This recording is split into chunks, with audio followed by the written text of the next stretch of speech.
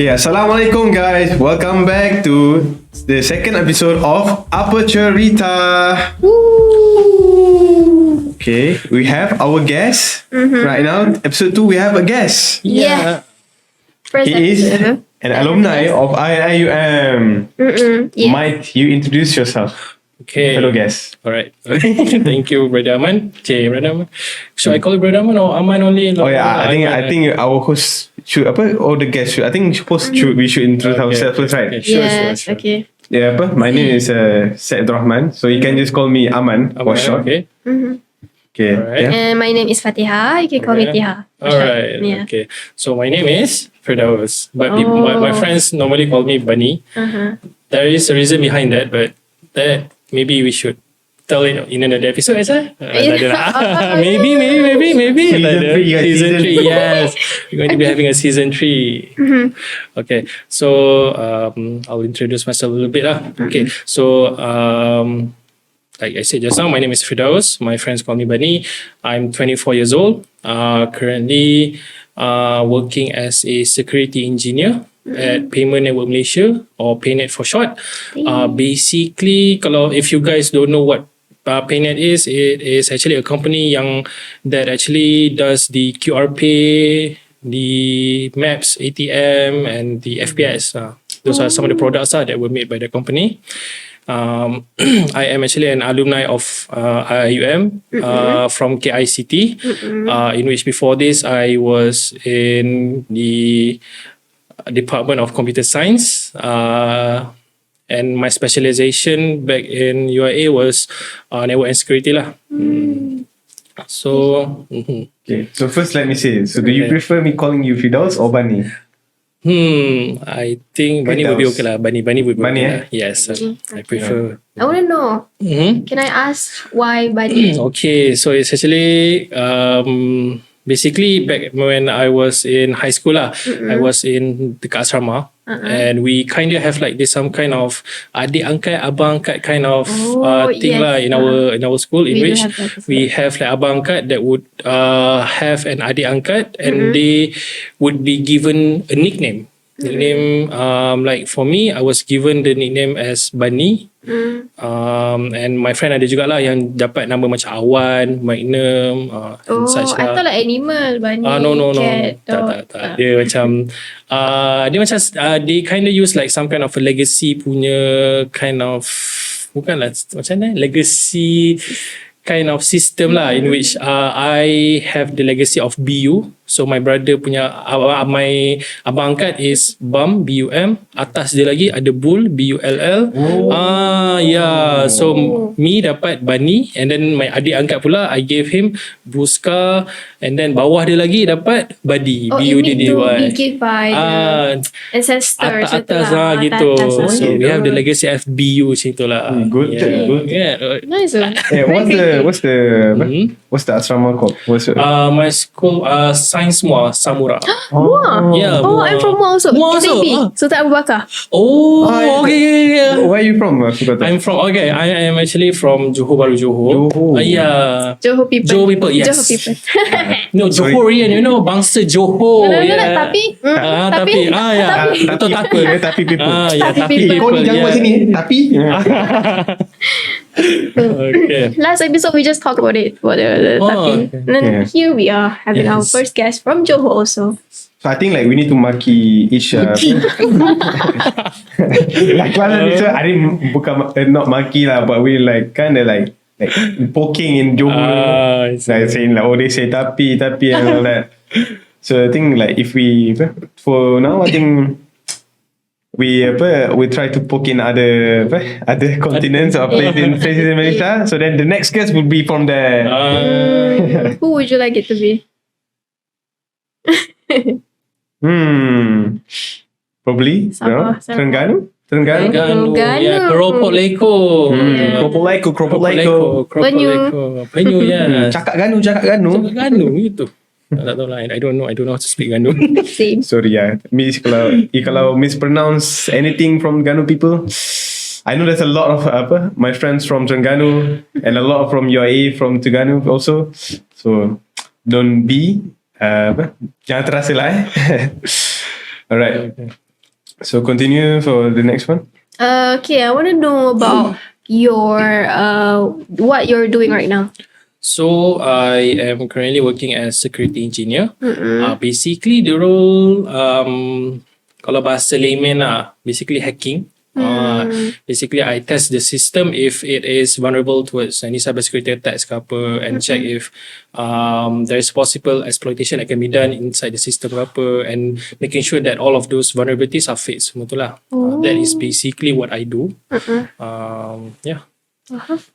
You talk about your company making the QR system. Yeah. Is it like macam QR for any bank macam nak transfer stuff? Yeah, betul. Is it so? Basically memang like our company is like the macam the one that handle lah macam all of the QR apa semua. Memang it is macam basically macam like the perantara lah between the banks apa, So, let's say. like every bank in Malaysia? Yes, every bank in Malaysia. And also actually we PayNet currently is also making a cross border between other countries as well. If I'm not mistaken, from Singapore pun ada juga will be coming. PayNet, pay this guy more. Yeah. It's literally like giving you guys no free, you know. free advertisement. Yeah. But I'll be resigning. Yeah. He's joking. I don't know. Okay. So I'm kind of interested because I've never heard of I've never heard of PayNet before. So is it like macam ada branch ke apa nama macam Jompe ke? Yeah, basically Jompe is actually a product of PayNet. Jompe, Maps ATM, FPS. Do It Now is also part of the product itself. Yeah. Oh, I didn't know this. So why Do It Now is pink? Who chose pink? I don't know. When I entered the company, it's already pink. I was like, I don't like pink. I like blue. You know, because why Chelsea? I love it. I'm joking. Okay. But Why not blue, man? Like Yeah. like City. No, Chelsea. City. Chelsea. Okay, Premier League nanti kita masuk sekarang. Like we can talk to this for the guests, let to know the guests. Tepi. Okay. Okay, I want to know, is PayNet your first ever company to work? Yeah. I wouldn't consider PayNet as my first company because I actually did my internship first, and I actually consider my intern company is basically my first company lah, which was actually at Net Sargit Sdn Bhd, which is actually a vendor company that focuses on doing cybersecurity services lah. I see. And then this PayNet, how long have you been working? I've been working for around 1 year and a half. Not 1 year and a half. 1 year and like 1 or 2 months. Damn, that's long. Adalah lama sangat, but boleh lah setahun. Now let's get into the meats. Okay. So how much you get paid? Alamak. We want to know. Estimate lah. Just Okay, you don't want to just give lah. estimate. Yeah. Okay, it is between 3,500 to 4,000 lah. Oh, for the first month. For my first kerja lah. So like in the next month it'll increase, right? Yearly increase lah. Yearly increase. Yeah. But actually I will be I already resigned, and I'll be moving to another company after this, which is Axiata. Oh, Axiata. I know. Wait, I've heard of it. Axiata where the Google office is in there, right? I'm not Axiata tahu. Oh, yeah. It is actually one of our building, Axiata Tower. But for my team, I will be working at the Celcom DG punya tower lah. Oh, damn. So so like right now in Mahalan Zubir, Celcom punya line. Oh, okay. Wah, it's gone, man. It's gone. Like tiba nak scroll macam lecture notes. Actually TikTok. Scroll dengan lecture notes, betul tiba like, where's the video, bro? Where's the video? It's gone. I'll try to like talk with the those people who handle macam boleh lah kononnya kan. Mana tahu. So like how much they Mesti higher kan. Confirm. it's what they say higher. Alhamdulillah lah. Alhamdulillah. May Allah give us the blessings that that brother Bani get lah. So because he's already pass and become a successful worker from Axiata. Me second year, third year. Okay. I have a question. I want to ask, since you're like an alumni from KICT and also have from the same kuliah, how did you landed on these jobs? Like, it's good pay, good company and all that. Is it based on your academic results or your experiences before? Ke macam mana? Okay, so basically I will tell from the perspective of industry lah, basically. So industry especially for ICT, they don't actually tengok sangat lah about our CGPA ke apa tau. They actually prefer for you to have skills certificates. Certificates tu actually can actually weight your macam mana, your chances of getting a job apa semua tu lah. But yang pentingnya I would say is that kalau macam in any interview lah, basically just like convince to them that what you want is that you want to learn, like, especially for fresh grad lah, that you want to learn, because sometimes diorang yelah macam kita baru lagi fresh grad apa semua kan, like memang tak ada experience, takkanlah diorang nak ambil someone yang macam I mean like mestilah someone tu tak ada experience, takkanlah diorang macam hoping for someone yang ada experience just the graduate apa kan.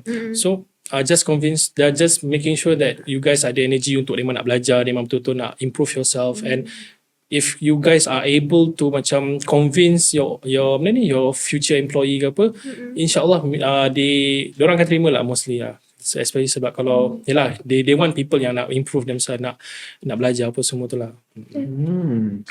That's the tips, tricks. Okay. Can you also like give tips like how did you get to PayNet and also Axiata? Okay. So from your internship company, which is Netsagit.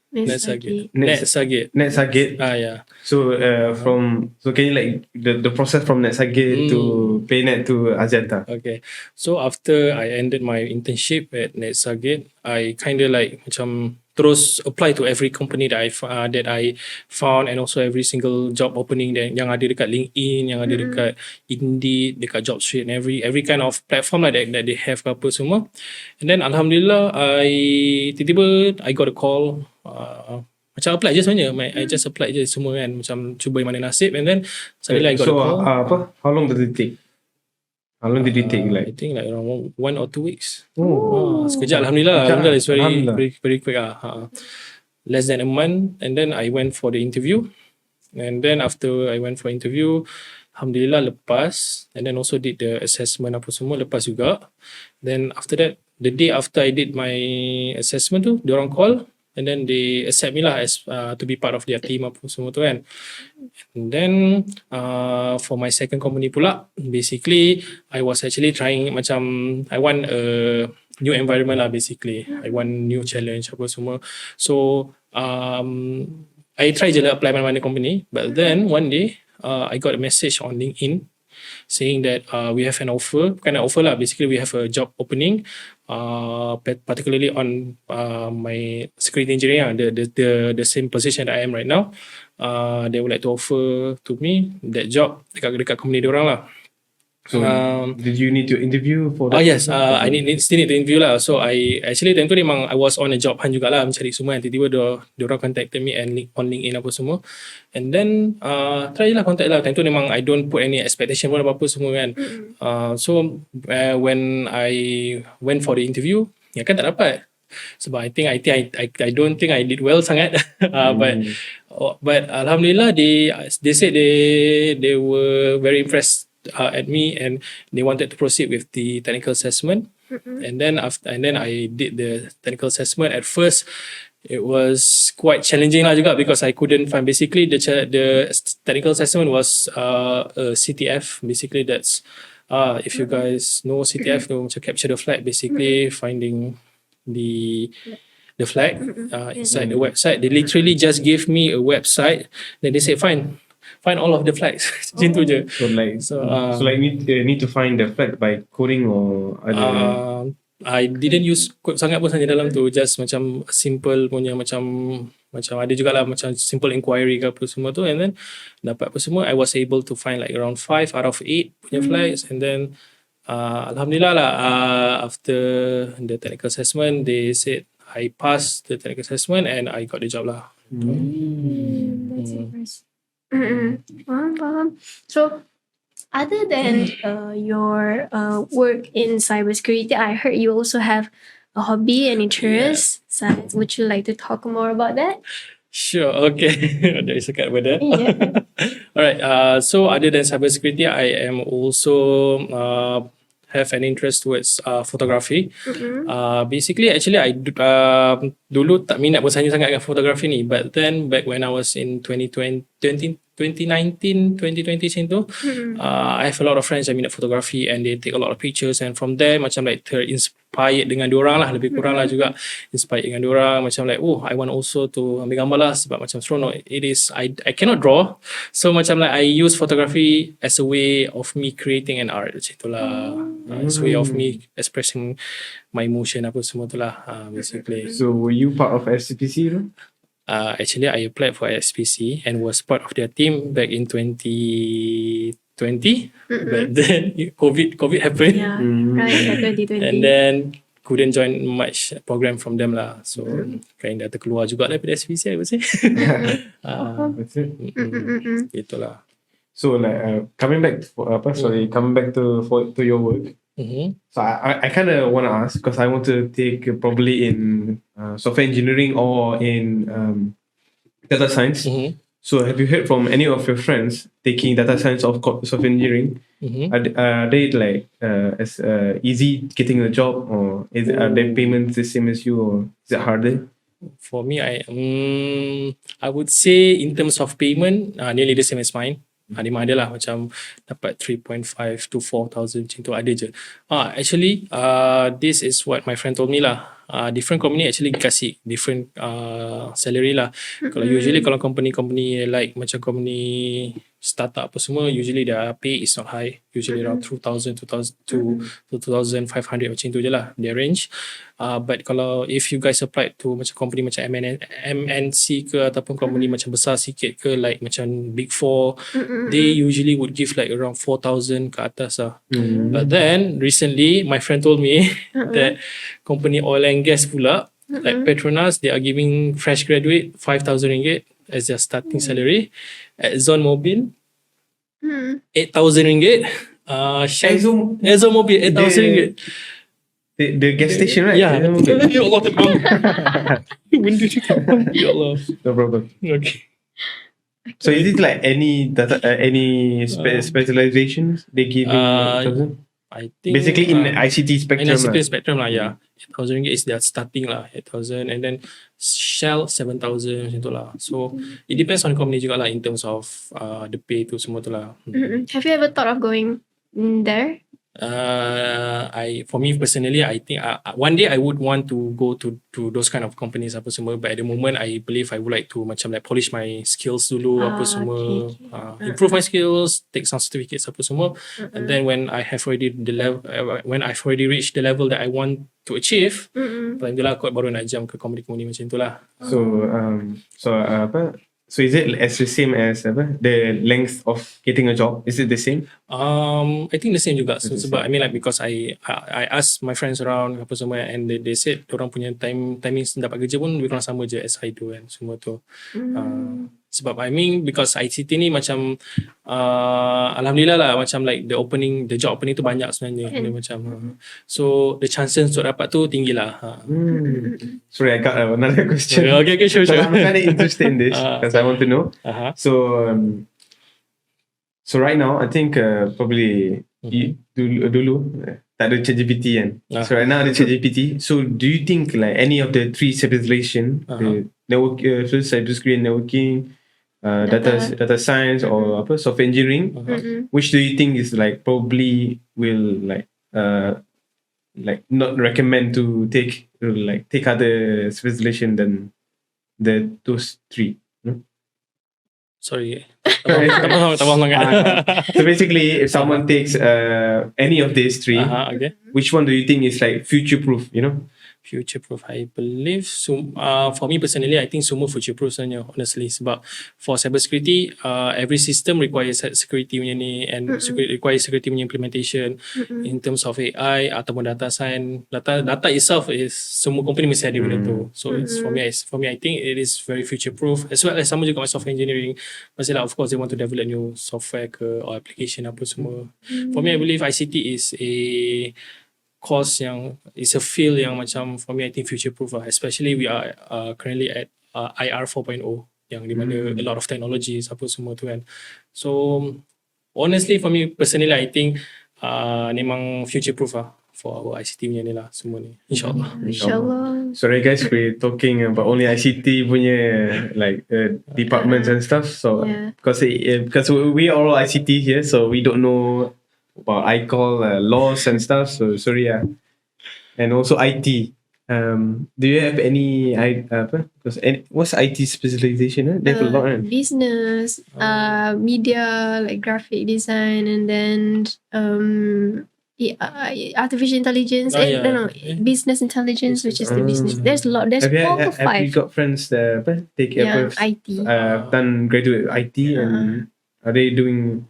Dia honestly tak ada contact sangat, but I believe seeing their stories on Instagram or on WhatsApp status, seeing them currently doing good juga lah, doing very good at dekat their own bidang apa semua, and so IT has a bright future. InsyaAllah. Very good, very very bright, insyaAllah. Right. And the last question before we're gonna take a break. What inspire you to pursue your current profession or passion? Okay. In terms of cybersecurity, it all started back when I was in form 3. Back then, I think I watched a lot of hacking punya kind of movies semua macam tu. And then I was like so inspired, macam like, I want to become like them.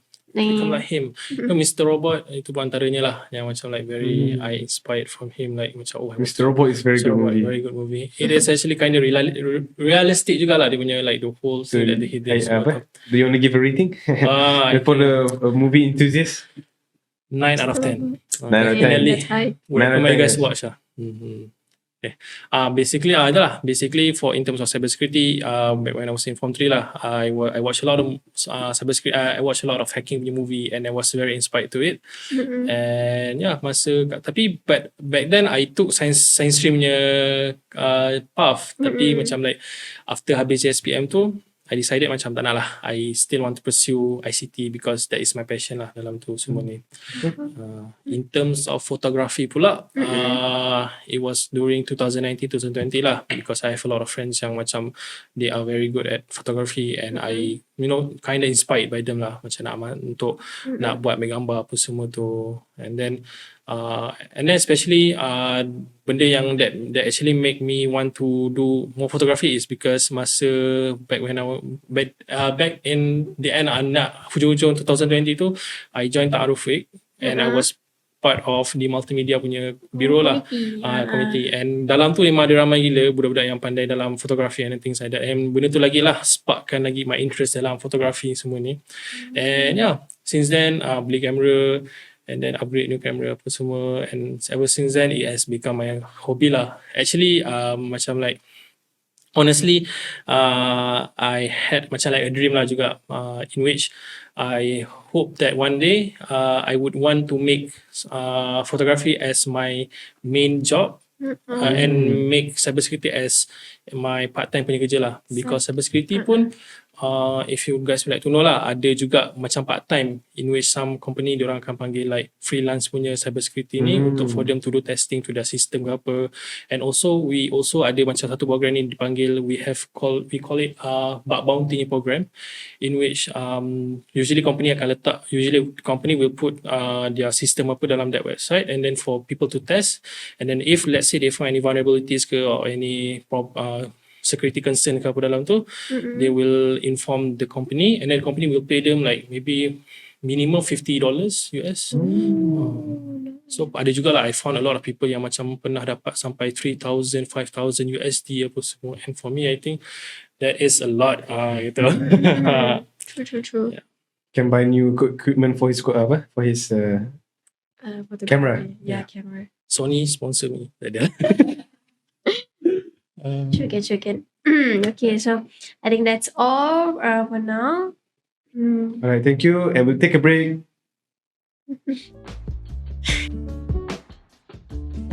Okay, now we're gonna move on to our main topic. So we want to know more about your experience. You are from CFS right before? Betul. So would you like to share with us your experience from CFS and then degree and into your work life? Okay. We're going to start off with your general experience, maybe the differences between cultures in CFS, degree, and in work life maybe. Yeah. Okay. So basically, back when I was in CFS dulu, actually was from CFS PJ. Our batch was like the last batch of yang sempat berada dekat CFS PJ. We were there for like 2 semester, and then our 3rd semester we moved to Kuantan. But basically we were the last one lah untuk merasa the CFS PJ. So why is it like no longer there? The reason was because this is from what I heard lah from my friends semua tu lah, diorang kata basically actually UIA actually sewa, they rented the place from UM. And then for some reason the contract has already ended, macam tu lah. And then once the contract has already ended, they UM like they decided untuk ambil balik the tanah tu. And then UIA pun they have their own CFS campus which is at Gambang. So they decided like macam tak apalah, we don't have to renew apa semua tu. And then they move fully to Gambang. And then dekat CFS PJ tu jadi hak milik UM balik lah. Macam tu. But kita orang for my batch pun tak, my batch actually lepas berpindah-pindah semua tu, our batch pecah pada 2. Some move to Gambang and then some move to dekat Kuantan lah. We stayed at Kuantan for a while sebab time tu Gambang it is not fully open. Macam sekarang kan macam like all of the dia punya CFS punya facilities, even the mahalas are fully open semua kan. But back then only mahala Al-Biruni je lah that was open, and also some of the macam like classes apa semua pun memang tak buka semua, they were closed due to construction punya reason lah. Adalah dia punya macam legal punya issue I heard. And then so because of that, someone first kena stay dekat Kuantan lah. So if I'm not mistaken for 2 batch lah, my batch and also my batch after that, some of them kena stay dekat Kuantan lah sekejap. Kuantan they have like escalator lift. Lift ya, betul. Yes, because kat sana memang tinggi gila lah. Even mahala lelaki tu tinggi, memang kita kena naik lift lah. Itu kalau rosak tu memang GG man. From the top sampai ke bottom tu memang dia ni naik tangga apa semua tu, naik lah boleh kurus. Shout out to people in Kuantan, UIA Kuantan. Salam. And also in Gambang, if you listen, I don't know, junior thing or tak. Ada ke FCBC dekat CFS? Ada. Tak ada kan? I don't think dekat Kuantan? I don't think they don't have They're more like medic. Betul.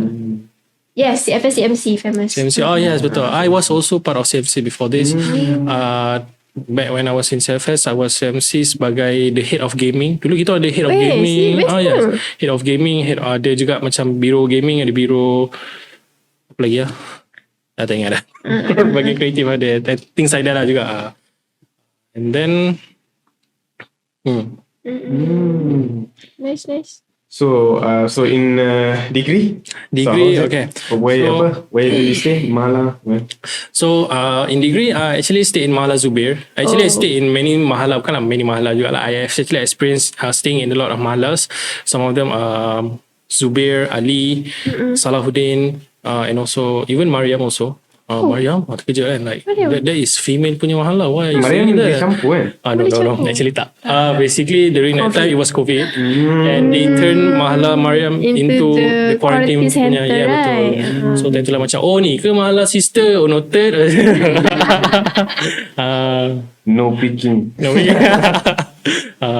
To some of the mahala lah, but the longest that I stayed was at Mahala Zubir. That was my main mahala lah. Because back then we actually were placed inside mahala based on our kuliah. So KICT mostly who's the one that stayed at kuliah at Mahala Zubir, the ones that are from kuliah of ICT, engineering as well as KAET lah, because those are the ones yang paling jauh sekali, yang paling dekat dengan Zubir and tu lah. And then Mahala Ali, we have ICT and also engineering. And then Mahala CD I can't remember, but Bilal economics, kalau Farouk and Osman law and also IRK, if I'm not mistaken lah, between those two.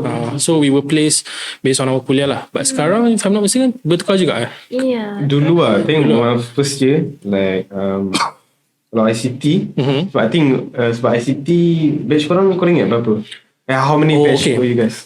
Actually our batch sikit lah dulu. We have like around 60 people je dalam 60? Ya, tak ramai. Memang Do tak ramai. you know what's my batch? How many people? I heard you guys have a lot of Guess the number. Okay. I think around 300. Yeah, 360 plus. Oh my lord. So that's why a lot.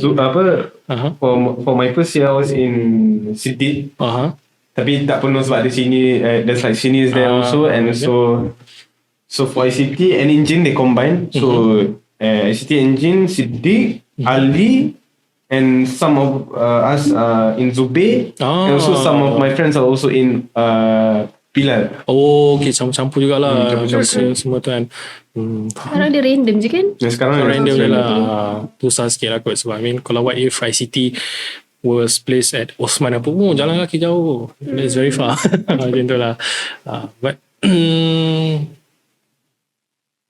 so Zubair, as you said, sorry, we had a conversation outside of before starting it. So you said to me, there's a reason when I was first semester into second semester, Zubair was closed. Okay. Zubair's cafe actually.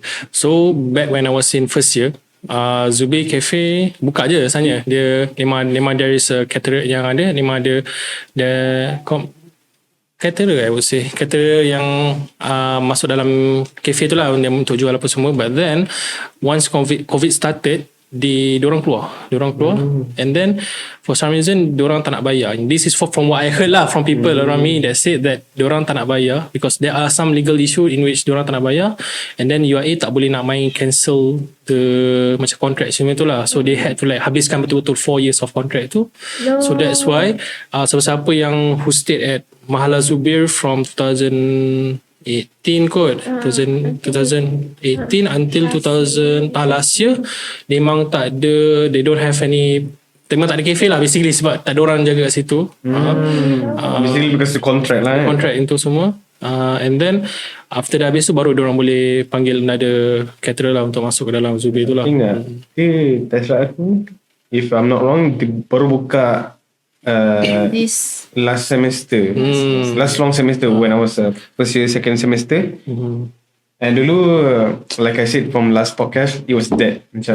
Betul. So sekarang I think one of top 3. Memang dah tinggi dunia ni, and a lot of people are coming to Zubair, right? dah pernah pergi? Dah try? Belum lagi. Because before this, when Zubair buka pun, not many people come to Zubair lah because there's no attraction over there except by they have like this layar, they pasang like projector for main bola ke apa kan. So usually kalau ada like there's a tournament, football tournament apa, they would play on the big screen. Zubair, and a lot of people will come lah. But not for it lah, but only for hanging out ke apa dengan friends or tengok bola ke apa macam tu lah dulu. Sekarang Zubair is only one TV. One TV only. Dia tak ada lagi lah macam tu. Have you seen the new Ali yang cantik Ali? Cantik tengok. Actually before this, Ali the caterer was actually from Mahala Hafsah. Yeah, and then tukar ke Ali. And then tu lah. Before Ali memang best gila. One of my favourite punya cafe lah dekat UIA dulu. But then lepas tu macam alamak sedihnya. And then they all move to Hafsah. So macam alamak. Dulu because I live in Gombak. So macam nak datang UIA dekat So when I was form 3, I went to Ali because the one cakap Ali the best. The shawarma is betul, it's very shawarma is sedap. Shawarma is sedap. So when I know dia orang pindah Hafsah, that's when I'm like, so we need to go Hafsah to get the shawarma that I want. It was so cheap. Dulu think RM5. Ya betul. I know I think 550 tapi like tambah 50 sen lah. Betul. So that's my justification. Sebab masa last episode I said number 1 shawarma is Hafsah. Ex Ali. Okay. For me, I think I would rate if need taste bad. I mean I heard that there are 2 different sides for shawarma ni lah. If you like the one yang macam rasa-rasa Melayu sikit, many people would prefer Salahuddin, but Salahuddin they actually have another, bukan branch lah, I mean like branch lah juga lebih kurang, in which they open dekat Halimah. So I would say Salahuddin / Halimah. Those for Melayu punya taste lah. Tapi kalau macam siapa, for those who like macam Arabic shawarma ke apa, ramai would prefer like macam Siddiq or maybe even Zubair before Zubair they moved to Farouk. Before this, the one at Farouk tu, the shawarma at Farouk, they were actually from Zubair lah. They were very good. Farouk Mahala punya shawarma like top 3 also. Betul. Very good. Noted. And any different culture during CFS and degree? For me, I think culture. CFS you masa tu dekat PJ, right? Betul. Is it I think different from CFS macam kita orang kat Gambang?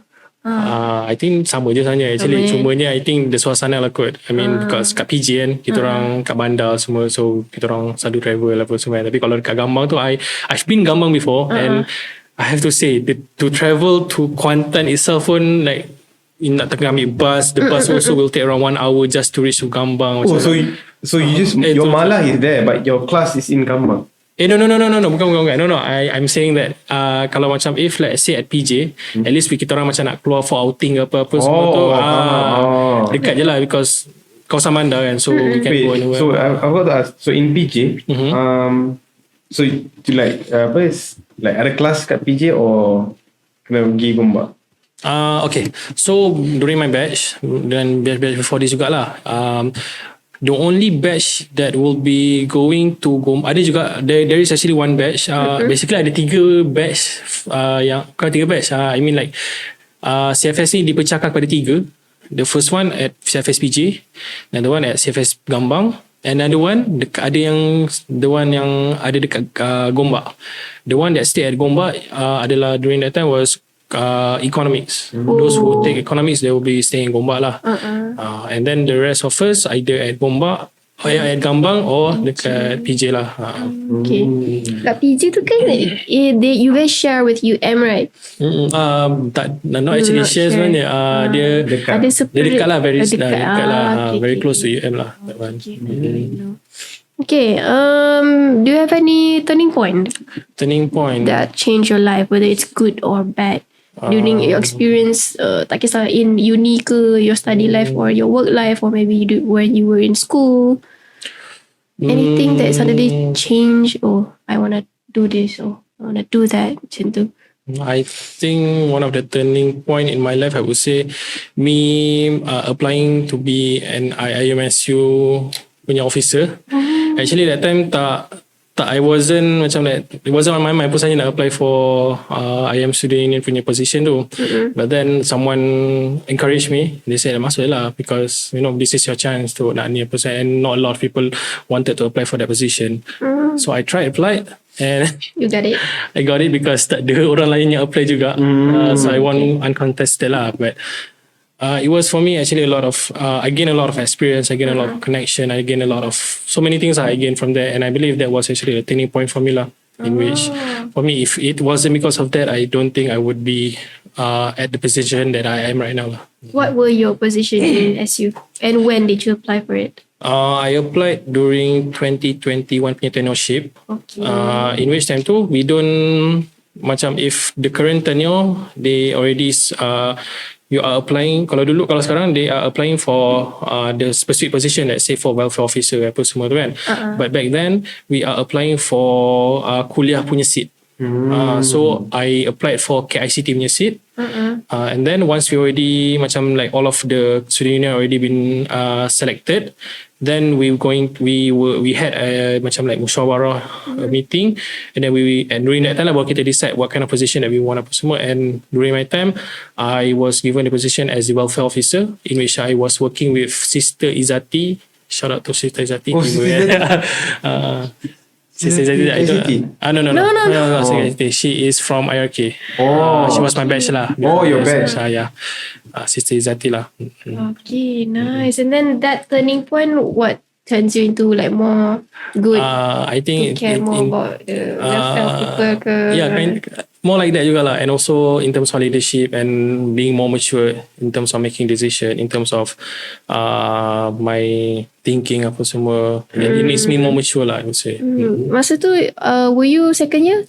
I was in third year. Third year. Okay. When I was 2021 was in Gambang. In Gambang, okay.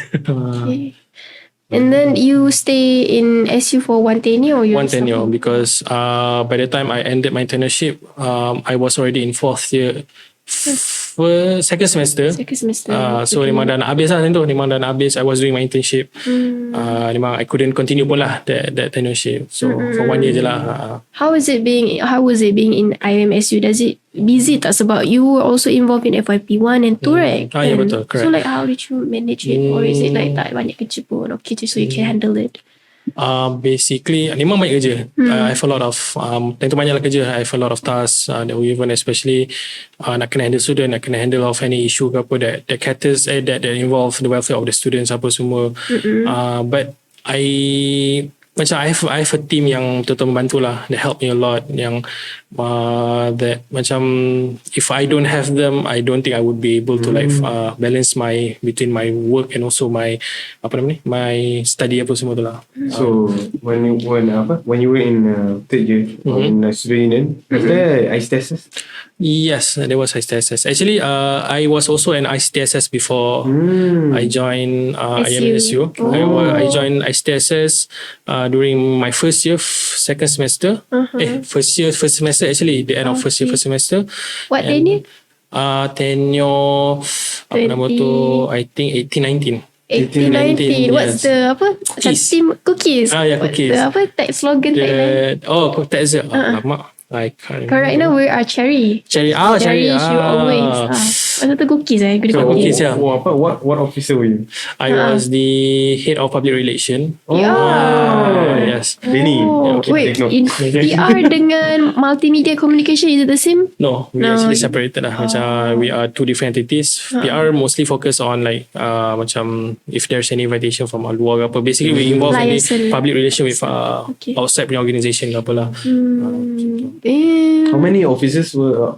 How many officer bureau was that? 7. I think there was 8. Let me check. There was PR, multimedia, technopreneur, IT and Islam. No. International,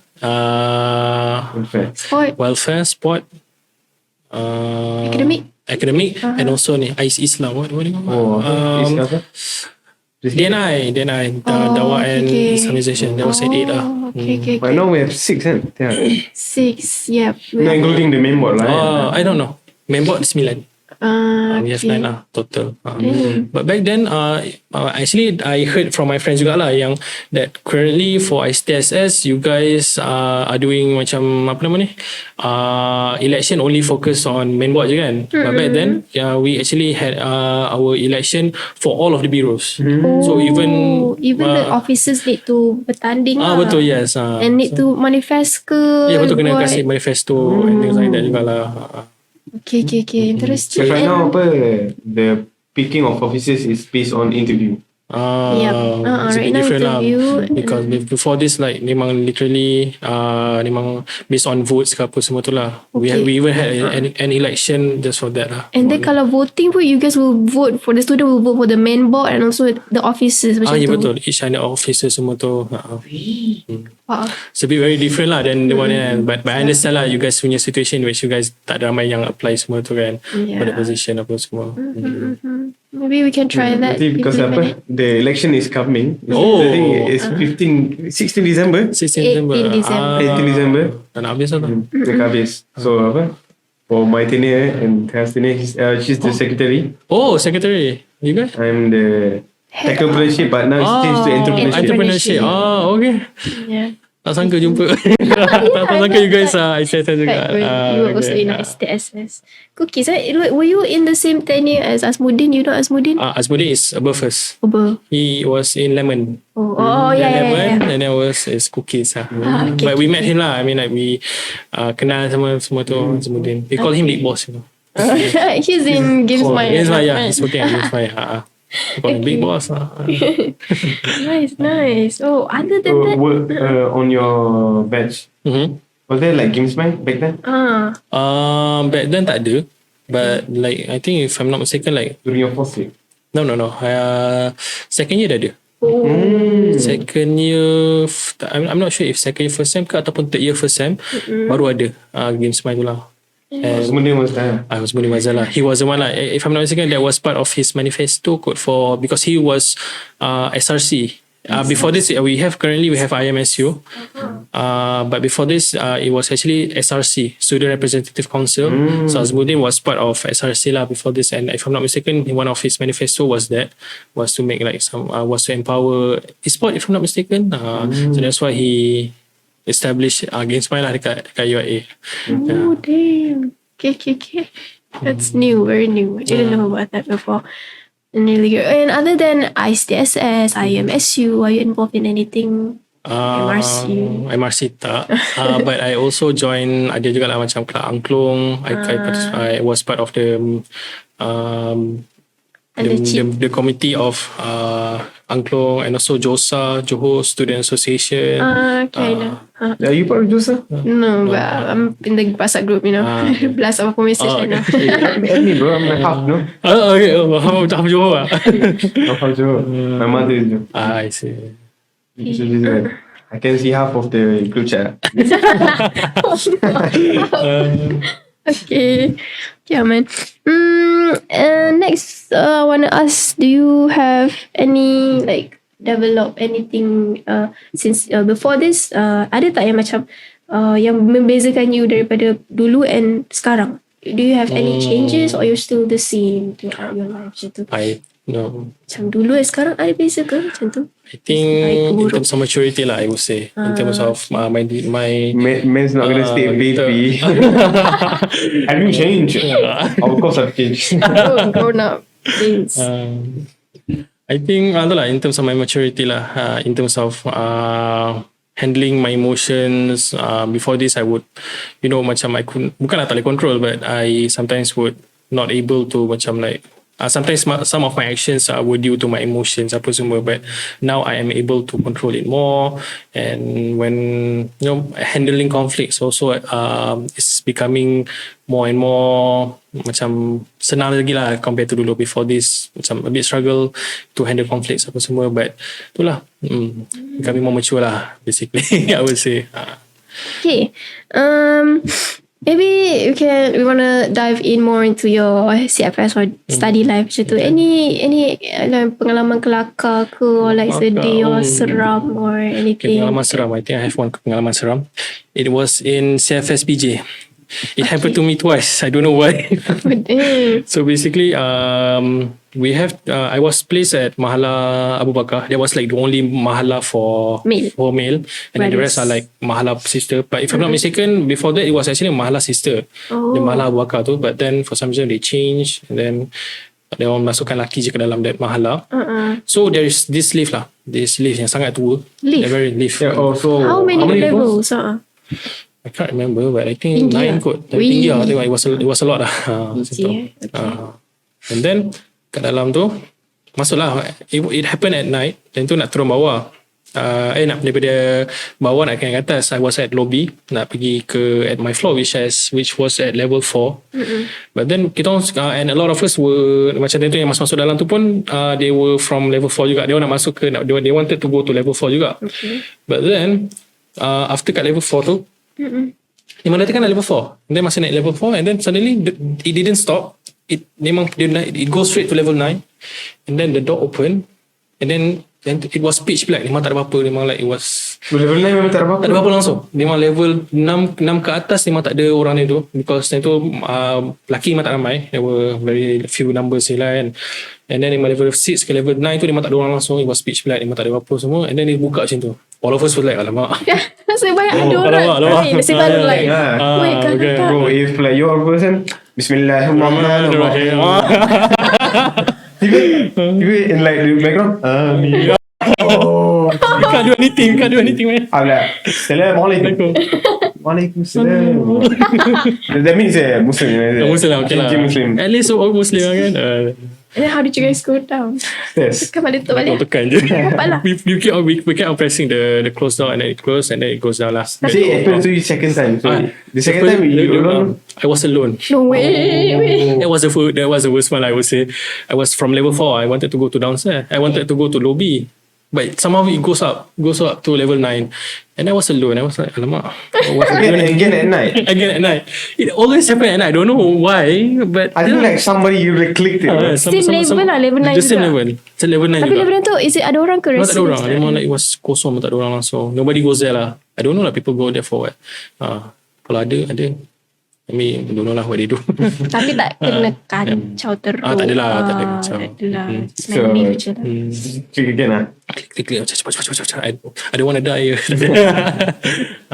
Tiba dia macam orang masuk kan. Sorry. Where you level 9 bro? So that was during CFS lah. During CFS. After that tak ada apa-apa dah. Tak ada apa. Alhamdulillah. Okay. Lepas tu kat CFS juga.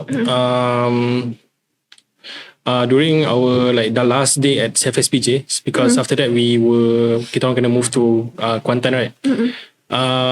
There are some students, I don't know why, they decided untuk spray the whole level atas tu with apa nama tu, the fire extinguisher. So like if you go upstairs, masa tu lah diorang main benda tu, so they vandalize the whole mahala lah, the Because they know like dah tak dah tak guna apa semua. They vandalize the whole place. They were playing with the fire extinguisher and things like that. Then I decided to visit lah that tempat yang diorang vandalize tu. After you finish there ke? Tak, like literally like the last day when saja lah, like pergi to the floor that they vandalize tu. And then it was like tempat tu mana gelap lah patutnya kan, but then nampak putih je. Sebab fire extinguisher. They were playing with that like what? I was like, snow ni kan, this is not snow ni. Weh. Tapi dah lama ke diorang buat benda tu, and then the fire extinguisher is still there, that's why dia putih, ataupun baru je berlaku? Baru je sebenarnya, like yesterday, macam like it happened the day before, and then I macam like tengok lah what's the, sebab it became like a topic lah between the lectures juga lah, macam who did this apa semua ni. And then someone also even like spray can like some of the dinding apa semua tu, they were like literally vandalize the whole place lah. Macam Is it sebab macam habis SPM, so macam like that lah, kind of thing. Tapi macam like even though kita dah nak tinggalkan, but still lah, itu it's not a good thing lah for them to do apa semua. Betul. I will join them. Okay. From the audience, do you guys have any soalan ke, nak tanya Wani ke kan? Atau Yeah, for the second episode we do have audience. We have 10. Trust. Like only the okay lah. Ni kita nak tarik balik to your what you say you wanna do full-time photography and in the future maybe part-time in cybersecurity. So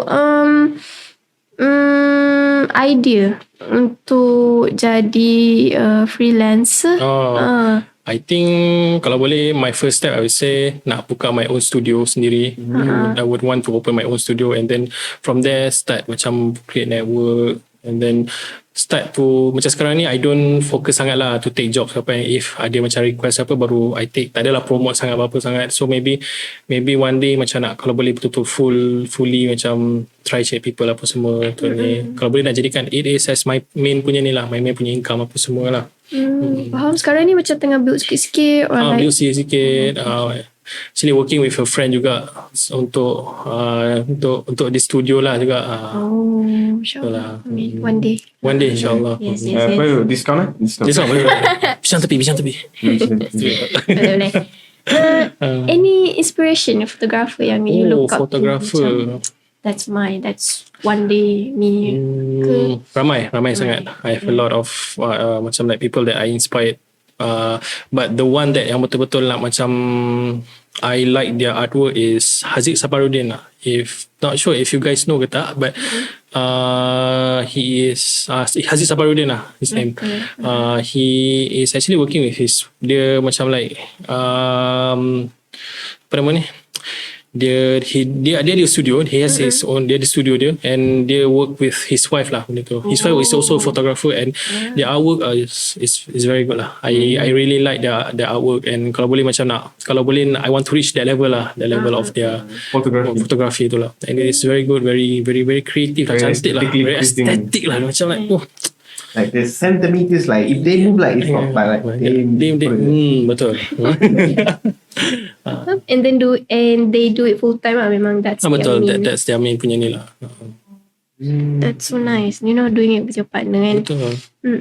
And Is that relationship goals? Tiba tak ada. jeez. Oh, by the way, are you single? Ya, single lah. So he is ready to mingle, guys. I think we already put his IG in like the first introduction, so you can go back and see his IG and like contact him. He's rich. Aziata next. Do you want to show your phone? Okay. Do you think how long like are you gonna stay in cybersecurity, working first and then barulah macam fully in freelance macam ni? Sekarang ni macam mana? How the photography and ada banyak invitation or job or for me, I think currently tak banyak sangat. Tapi itulah tengah building lagi apa semua kan. Macam like tengah slowly starting tu ni apa semua. But I think I will stay inside the industry, cybersecurity for like maybe around 10 years maybe ke apa semua tu. And then after 10 years, macam tak nak lah. Because corporate life for me currently lah, I feel like macam corporate life is not for me lah. Macam like working. The Matrix. No, working from 9 to 6. Macam it is tiring tapi macam tu lah. Tak nak lama sangat dalam bidang ni lah. Macam okay je, I'm okay je untuk stay, but my passion is towards more kepada photography than cybersecurity lah. That's really nice. How did you like started masa mula-mula tu kan? You use your phone dulu ke, you have your own camera ke? Actually masa awal dulu using phone je sebab tak ada camera, because I believe that camera time tu was so expensive lah juga. It was very expensive and tak ada duit nak beli kan. So but then dapat JPA dapat JPA time tu terus beli kamera.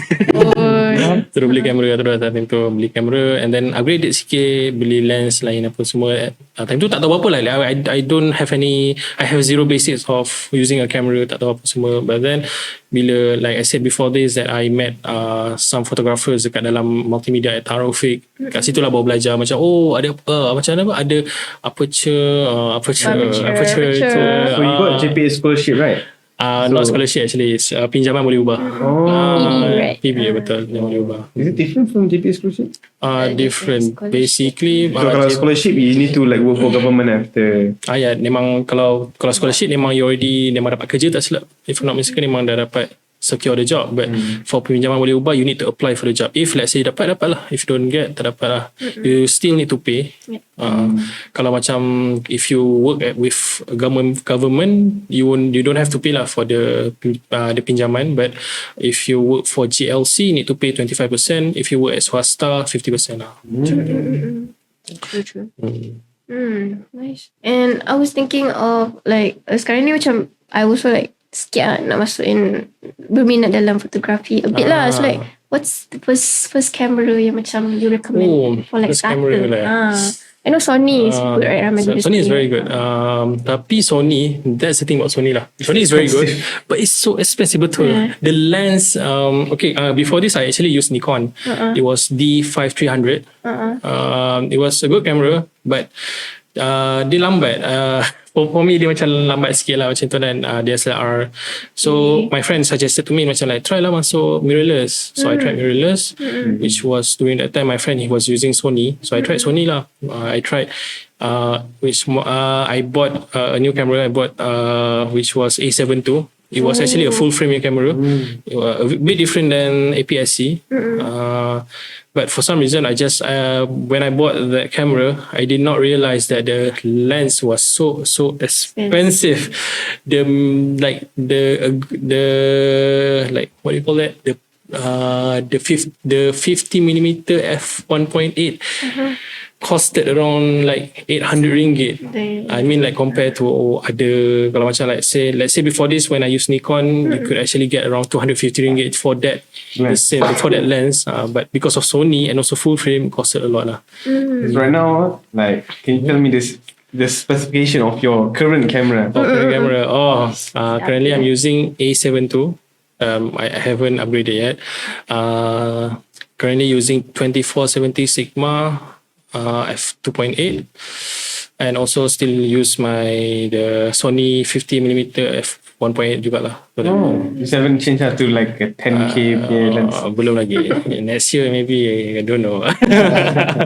But currently tengah kumpul duit untuk beli drone. InsyaAllah.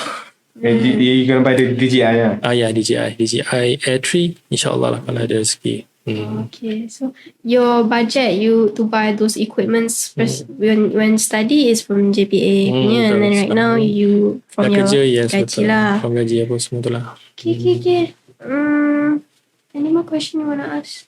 Or we wrap it up with our last question. Okay, I think we asked a lot of questions. I never asked. Do you want to ask? Alamak, what question lah. Alamak, this is a bit weird. Tak pernah aku question tanya kan. Apa lah? About KCT now, because we are like. Okay. I mean, it's been a while since I, dah tak masuk. Dah lama tinggal KICT apa kan. I would like to know lah macam the current update of KICT. Apa yang different, apa semua tu lah. Okay. First of all, advisor STS dah tukar. Nombor Dr. Kowi. Rindu Dr. Kowi. I miss you lah. Why you sound so happy, man? Dr. Kowi, I love Dr. Kowi. We love Dr. Kowi, serious. Dr. Kowi love.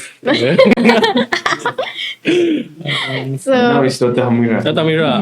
He's also very good juga. Yeah, he's very good. Dr. Kowi dah upgrade daripada stat dah. Dia head of the non-core curricular department. Actually, before this, Dr. Hamira was in stat. I think they change lah. Patutlah. Yes. Macam tu lah. So that's about STSS. And then I also asked on your when you were in UAE, is for the cafe, is it like okay? Okay, I think okay je sebenarnya. Tapi there were still like KST nuggets. KST nugget. Nugget tempura. That's the same thing. Tapi before this actually ada, if you perasan lah dekat sebelah kiri sekali tu ada macam sekarang ada kitchen kan. Dulu tapi itu diorang buat untuk they cook for apa nama tu? Masjid semua tu kan. Diorang tak ada buka untuk jualan apa kan.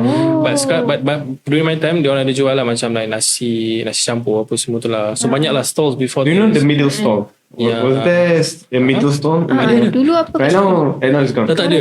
Nasi kerabu, nasi ayam. That one is actually my favorite. Yeah, that's my favorite. The nasi kerabu is very good. For Indonesian right? Dia seller. Betul. Kalau tak ada dah. Right now last long semester. That was the last one. Yeah, but then this semester I don't know what happened. But I heard the caterer is actually the same one at Asma. I'm not sure. I need to recheck again from that one.